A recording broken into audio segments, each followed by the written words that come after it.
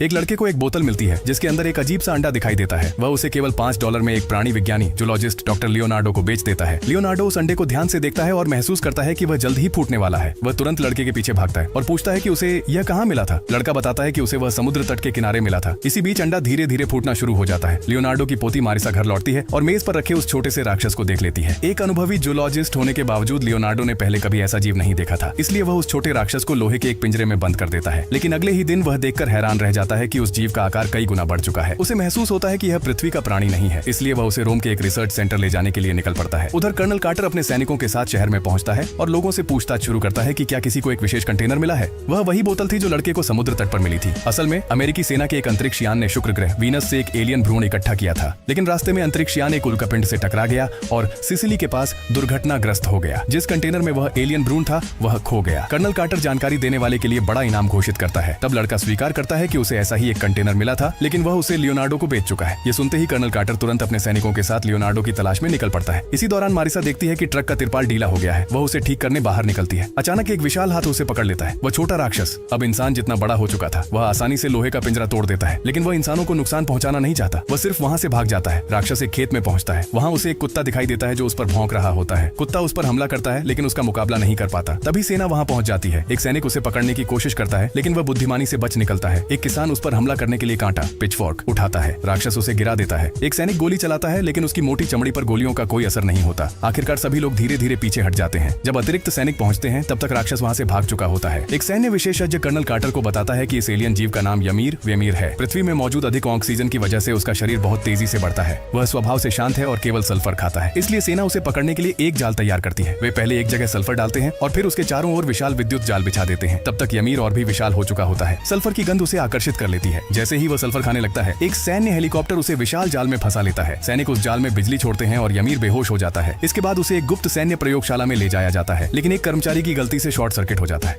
होश में आते ही यमीर अपनी बेड़ियां तोड़ देता है और भाग निकलता है। सेना उसे रोकने के लिए एक हाथी भेजती है, लेकिन हाथी भी उसके सामने टिक नहीं पाता। फिर सेना टैंकों और भारी हथियारों के साथ उसे चारों ओर से घेर लेती है। डरकर यमीर रोम के प्रसिद्ध कोलोसियम पर चढ़ जाता है। वह बेबसी से दहाड़ता है, मानो किसी को पुकार रहा हो। शायद वह सोच रहा था कि वह इस अजनबी ग्रह पर क्यों आ गया है। आखिरकार टैंक उस पर गोले दागते हैं। यमीर नीचे गिर जाता है और सेना इस अज्ञात खतरे को खत्म करने में सफल हो जाती है।